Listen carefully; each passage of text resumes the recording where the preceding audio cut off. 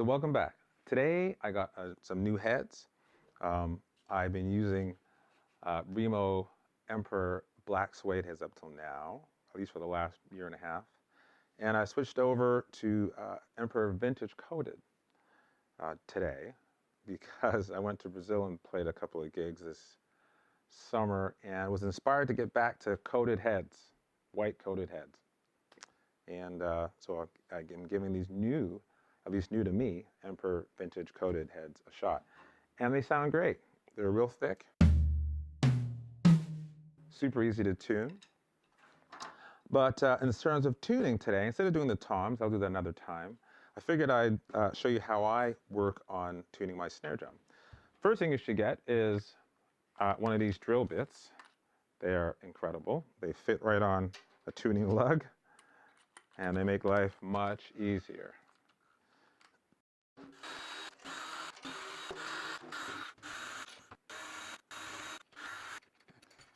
Okay, so that definitely saves some time.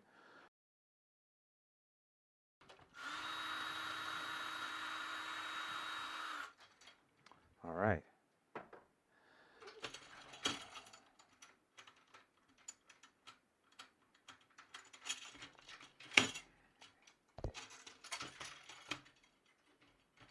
These are very persistent lugs. Okay, out with the old, in with the new. Let me put that over here. All right.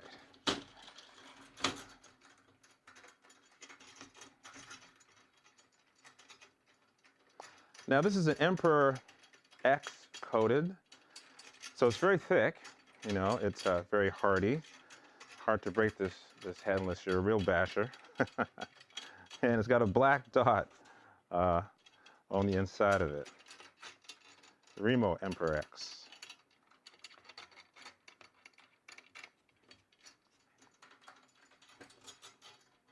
Some of you probably noticed that I have my snare strainer down here. That's because I went to classical music school, went to McGill University for classical percussion, and it's a habit I have not been able to break. My snares are aligned this way instead of that way. I don't know, just what I do. I don't think it matters that much when playing the drum set. All right, then I take our trusty drill here. Now I drill these down right before they hit the rim. And I do the rest of it by hand. The fine tuning, that is. Okay. Great. So what I do, at least for the snare drum, is I tighten the bottom head very tight. I mean, you can, this I can put up even a little bit higher. Put it very, very, very tight. This is a common practice when it comes to snare drum for drum set.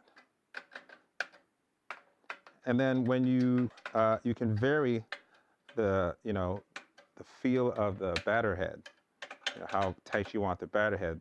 The bottom head, I guess, will help you to cut down on some of the unwanted overtones. Oh, someone's not tight yet. There we go. All right. So this part we're going to do by hand. Opposite lugs, as most of you are probably aware.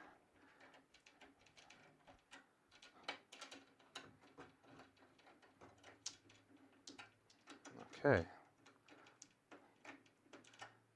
Love these new Sonar tuning keys.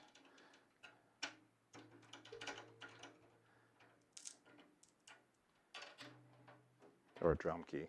Hello. All right, so this is still quite low, and you hear it crackling. That's the head settling in the hoop. For those who are new at this, there's nothing wrong with your head if it does that when you're tightening it up for the first time.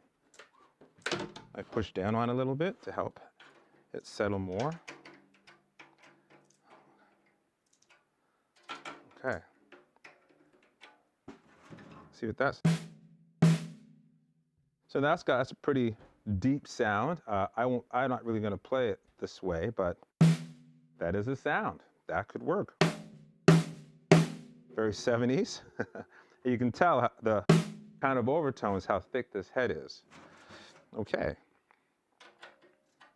Let's keep going. Higher. I haven't started to fine tune it yet because we're not in the range where I want to really have the drum. Still quite loose for my taste. Still hear it crackling, snap, crackle, pop.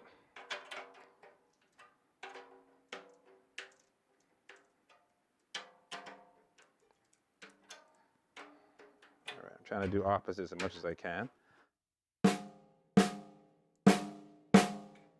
Already it's sounding quite good to me. All right, I'm going to put it up even higher. All right. Now this has a lot of overtones at this point.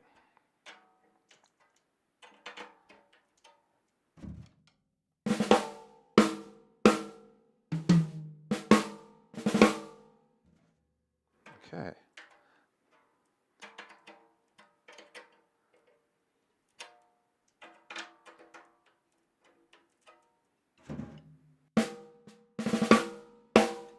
Nice. Now, don't be afraid of those overtones. Sometimes in music, that may be exactly what you want. There's overtones like that. If they're too much for you, from time to time, I'll use moon gels, which really work well to chill out that drama. They're also very sticky. These are new ones, so you really notice. So check it out now. Definitely reduced. Lots of tone.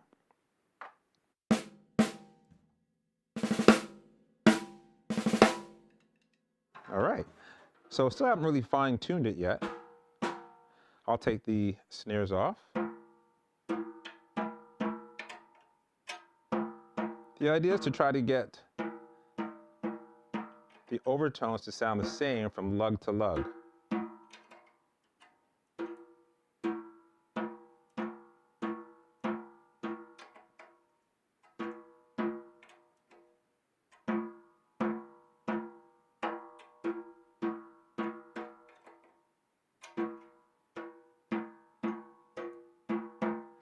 All right. And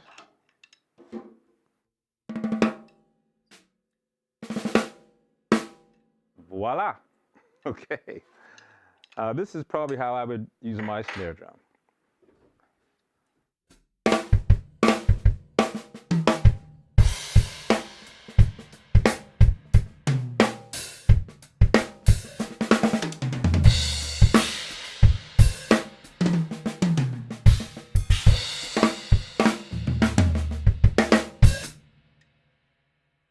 Nice. Nice and tight. And there you have it. Okay, hope you enjoyed this little snare drum tuning approach. Tuning is very, very, very personal from drummer to drummer, you know, and it's really about the sound. I may or may not use the drum this way. In music, I may tune it down a little bit. I might tune it up, depends what the track calls for. I may or may not use moon gel. I might want more ring.